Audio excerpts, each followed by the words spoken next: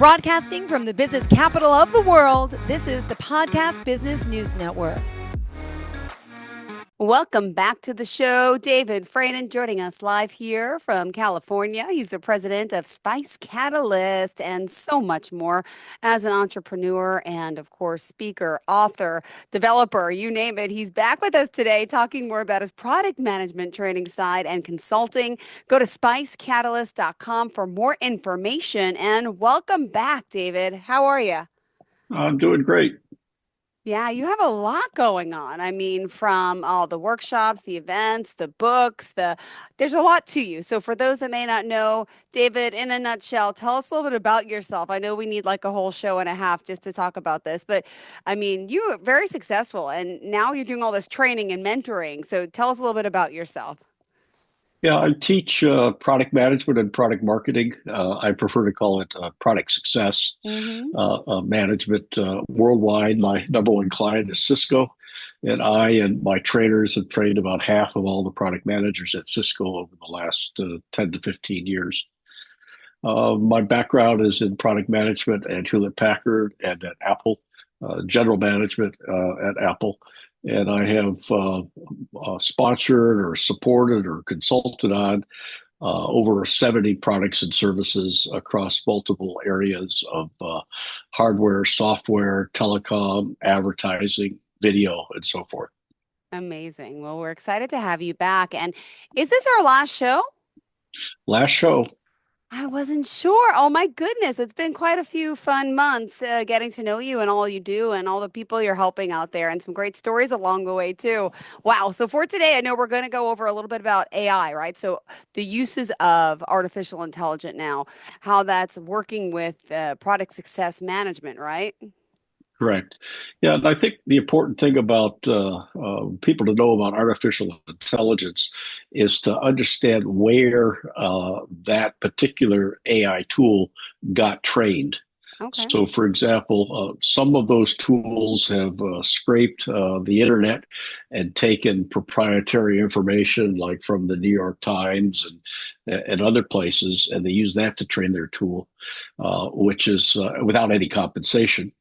Others have, like Perplexity, I use all the time because it tells you not only what the answers are, but also gives you the references as to where it got the answers from. So that way you can quality check it or fact check it to make sure it's not leading you astray. And then others like Meta announced a few weeks ago, months ago, that they're going to train their free AI tool on the things that we post in Meta or on Facebook and in Instagram and WhatsApp, which is particularly scary because a year or two ago, there was a rumor about Hindus and others in India that one religious sect was killing cows, which are sacred in India, and that caused riots. And I think about 100 people lost their lives over it. So if the AI tool is scraping information or what they think might be facts from unreliable sources like our posts in WhatsApp, then the results it's going to give us could be pretty problematic, and you need to stay away from that. Wow. And it just, you mentioned where are these training facilities for AI? Where is this even happening? This is just beyond my realm. Where is this stuff happening? All over the world? Are there certain areas that are training? I mean, who's training this artificial intelligence? Well, I think what they're doing is like Chat CPT or whatever it is. Yeah. Uh, they tell it to go to the New York Times and read all the articles of the New York Times as far back as they possibly can, Oh my and then gosh. categorize it and store it, I suspect, on their servers. So, and then they'll do the same thing with the Washington Post and with, the Detroit News. If there's probably any books out there of any type, any academic articles, and they'll pick these things, and they have the scientists that can set up the bots that will crawl those sites and then train the generative AI tool based upon that information that they gather. Amazing. All right. Thank you for that. And moving on now to more about this whole product market strategy and what's happening. You mentioned scheduling help, who should be deciding, informing, consulting. This is where it gets a little confusing. I've identified areas where artificial intelligence can help in product management and product marketing. The first area is the S of SPICE, the strategy, the product market strategy. Okay. So one area can help is in scheduling. So for example, I and my team, say 10 people, need to find a mutually acceptable uh, date and time that we can, and place where we could get together. Mm-hmm. It could go out, check everybody's schedule, and come back with suggestions as to which will work for everybody to get together for a meeting. It could also possibly help with the scheduling of ordering of materials and getting the materials in time so that manufacturing can be done just in time and so forth. So overall in scheduling, I think AI can be very useful. The second area is what I would call a DACY or RACY chart, where the D stands for decision maker, the A stands for advisor, the C stands for being consulted, and the I stands for being informed. The key there is in some companies, they think everybody is the decision maker. Or in other companies, they think just the president is the decision maker. But what a DACY chart helps you do is say, okay, who needs to be the decider on this particular issue? Mm-hmm. Who needs to be consulted? Who needs to be advised? And who needs to be informed? And such a decision-making chart helps avoid conflicts later on when you're trying to bring a product to market. Example of that is when I was trying to bring the Apple III Plus to market. Steve Jobs said that he doesn't want the Apple III Plus introduced, even though we had already introduced it 3 weeks earlier. Oh, wow. And he wanted the product killed so that he could preserve a segment of the marketplace for his beloved Macintosh that he's not yet shipped. And this is before he got mentored by Dave Packard about 7, 8 years later, saying, "Hey, look, if you're afraid of cannibalizing your own product, then somebody else is going to do that for you." So he changed his strategy later when he came back to Apple in the late 1990s. So putting together this DACY or RACY chart is very important. Another example is I was teaching product management and product marketing to the Botswanian telecommunications company in Botswana, in South Africa. And I wanted to go there because I wanted to see how they could get a country north of South Africa, because Botswana is north of the country of South Africa. And one of my students was from a large bank from Joburg. That's what they call Johannesburg because they're too lazy to say the word. So they call it Joburg. And he said he just got a call that his product line had been canceled. And I said, "What happened?" He said, "Well, they just hired a new general manager for some area of the bank. And that general manager came in and said, 'We don't need this product.' So they canceled it." And I asked him, "Did you have this DACY chart?"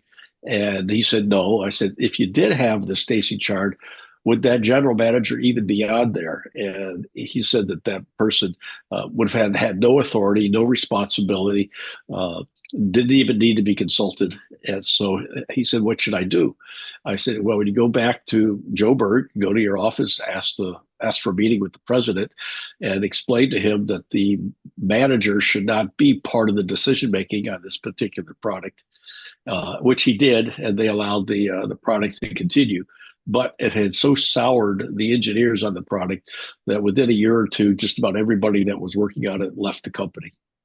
So Wow. having a decision-making chart like that is very important, and a AI routine can help put that together. Another area where artificial intelligence can be helpful is understanding what your prospective customers want to do, why they want to do it, when they want to do it, how they want to do it. That's the C in SPICE for understanding your customer.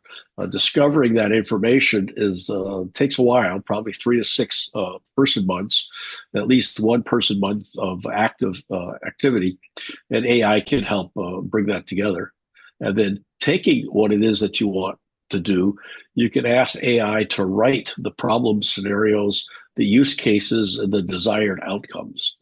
I was just playing around with an author tool, AI tool, and I put my book, uploaded the entire manuscript from Building and Sailing Great Products, and it came back and wrote a summary of the book and a introduction to the book that will encourage people to want to buy it.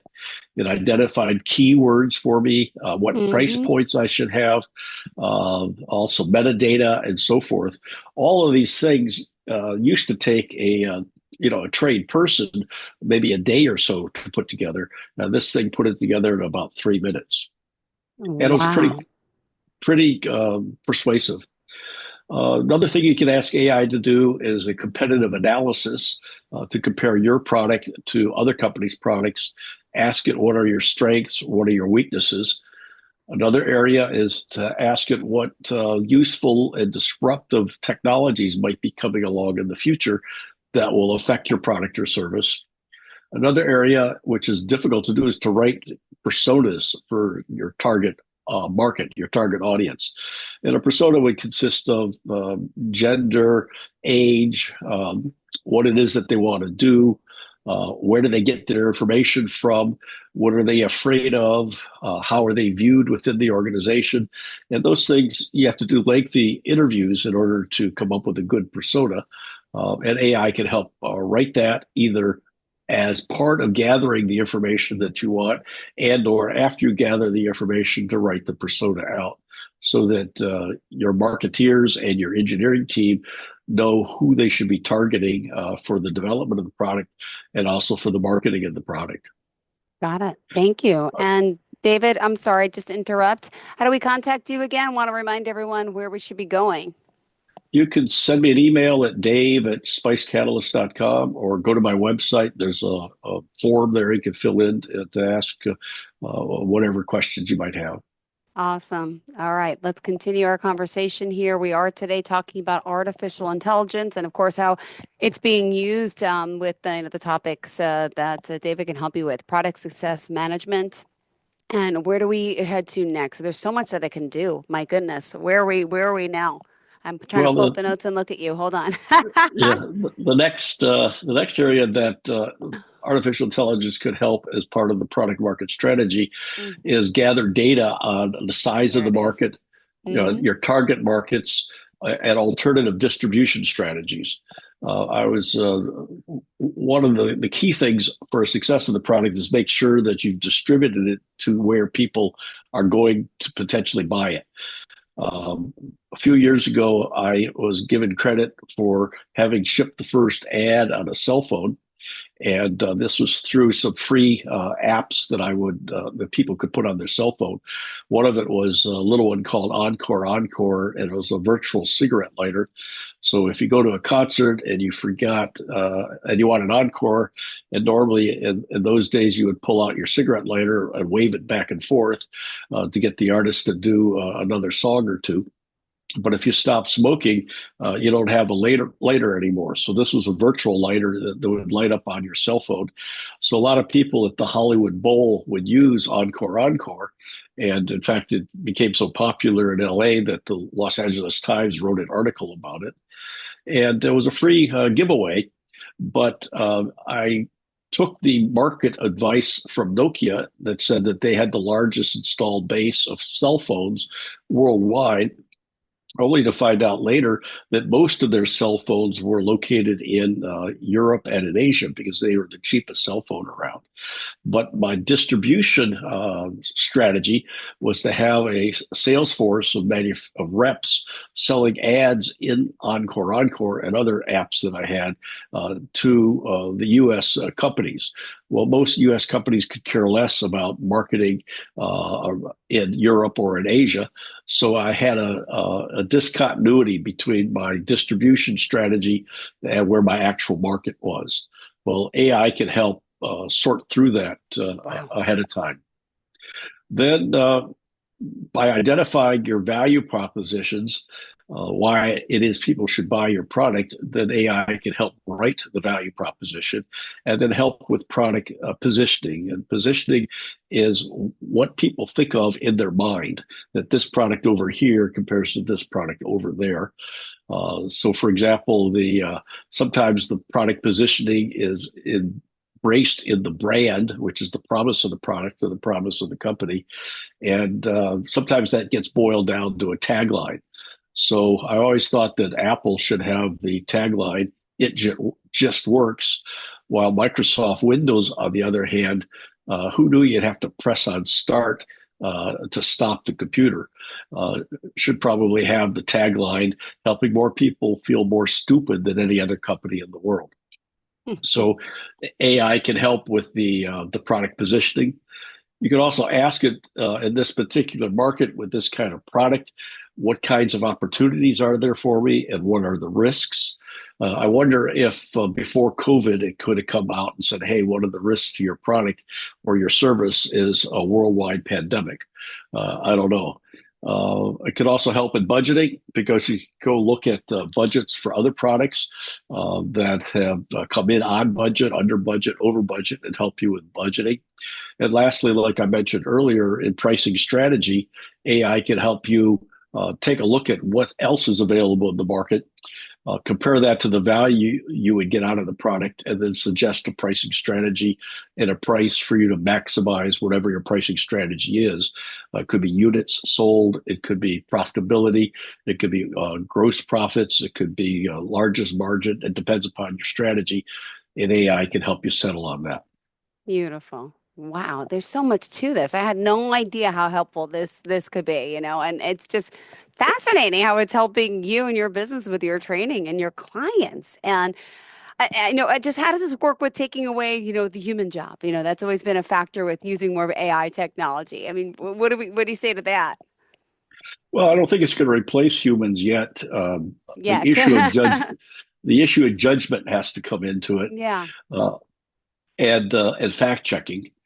Um, and the next part of where it can help is in the P of Spice, which is a repeatable process, so that you can climb up the maturity curve and repeat the same process that's successful and correct and fix the processes that are not successful.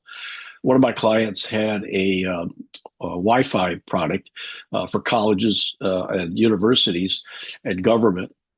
And they developed 5 products, shipped 5 products, and all 5 failed in the marketplace. And I asked them if they had a repeatable process, and they said no. And the VP of product management there says their failure to have a repeatable, documented process for product development results in a culture of blame, he said, because everybody would blame everybody else for the failure of the product. Whereas opposed to that, if you got a football team and you go out and play a game, you always have an after action report to figure out what you did well and what you did not do so well in the playing of that game and what things you should Hmm. fix in order to improve. And that's what a repeatable process offers. Gosh, thank you so much. All But right. another area that AI can help is you need to gather a lot of information to make decisions about your product and about your market and about your market strategy. So it can help pull together internal and external information in order to make informed decisions. I once was consulting with the services group of a large networking company, and their market research department subscribed to 80 market research reports from different companies, like the Gartner Group and so forth. And I went through all 80 of those market research companies and found only 4 of them covered the services side of the business. And I asked the corporate market research group if they could buy those 4 services so that I would have information upon which I could base my recommendations to the president of this $4 billion a year services division of this large networking company.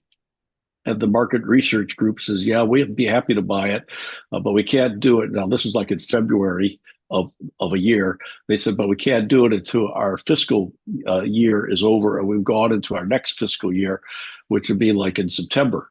I said, well, my project's going to be over next month. How do I make recommendations if I don't have the information I need to make decisions?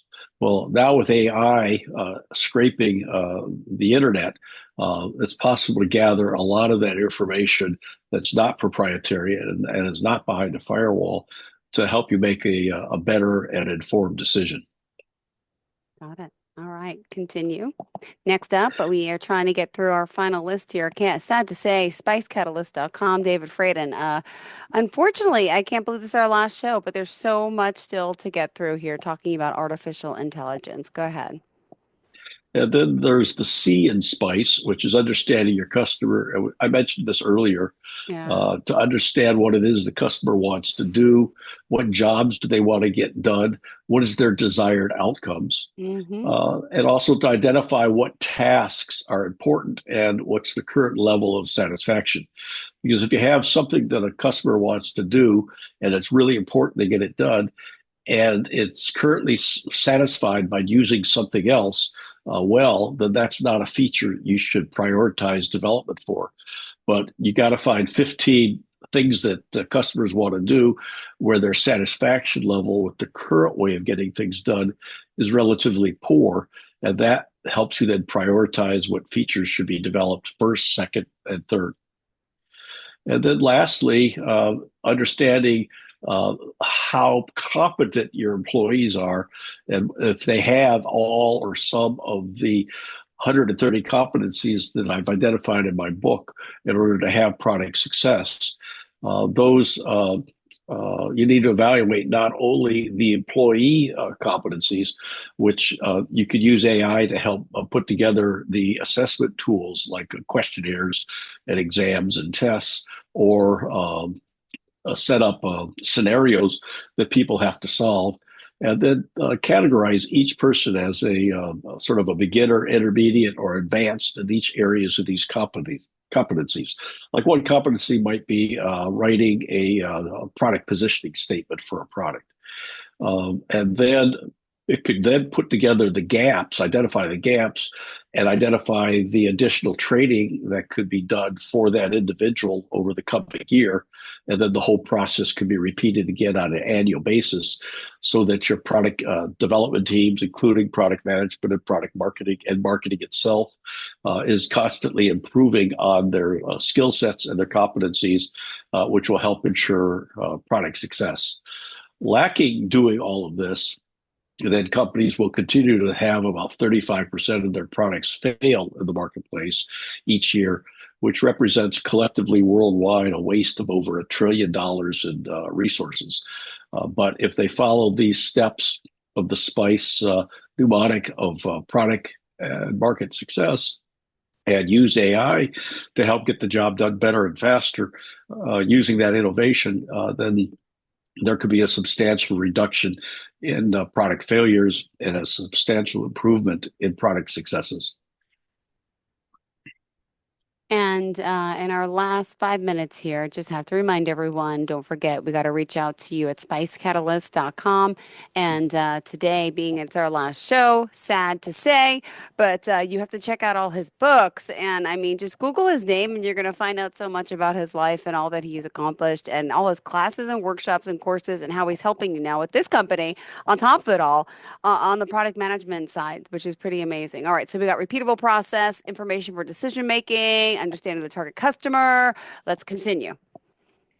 Well, that's about completes all 5 of those areas that I've identified in terms of artificial intelligence. What was interesting is I was asked to give a presentation on this last year at a conference of the International Association of Software Product Managers, which is headquartered out of Germany. And they had a conference at UC Berkeley, UC Davis at Berkeley, California. And I wrote my presentation, of which what I just covered in the last 25 minutes is a summary of that. And then I said, oh, I wonder if AI could help.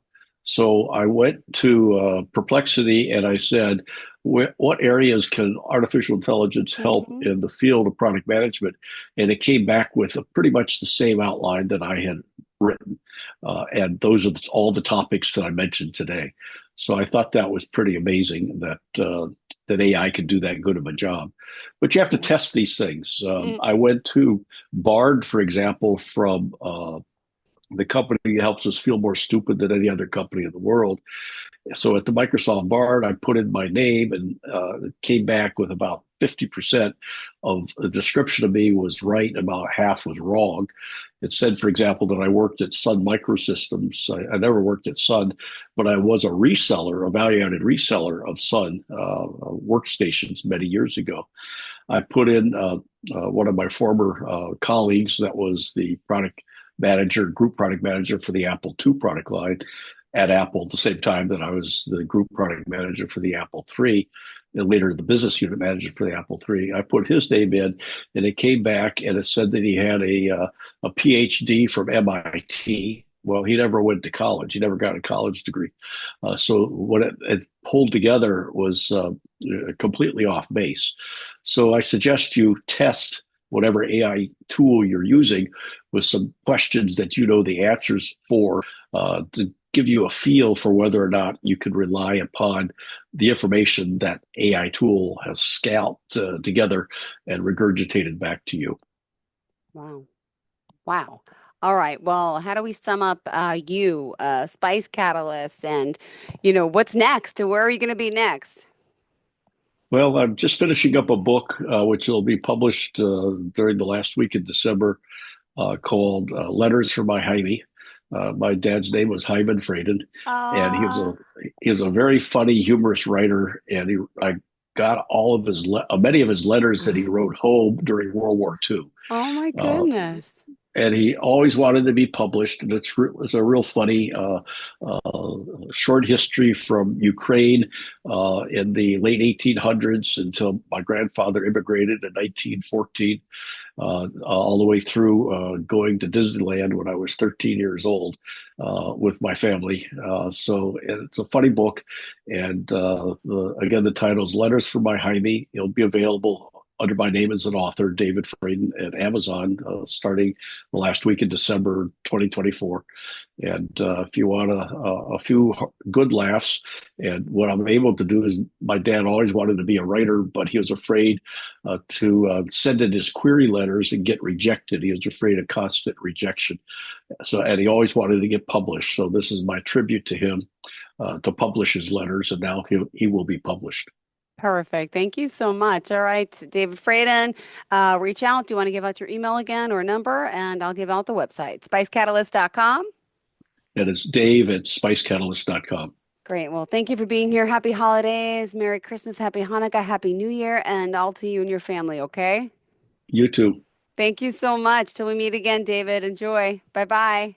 Are you looking for even more of the podcasts and hosts that you love? The Podcast Business News Network is proud to announce that you now have even more ways to listen live. Check out the MyTuner Radio, online radio box, and Simple Radio apps on iOS and Android, or find us online. Search for Business News Network on mytuner-radio.com, or search Podcast Business News Network on streama.com and onlineradiobox.com/US. Take your podcast on the go and don't miss a minute of the action.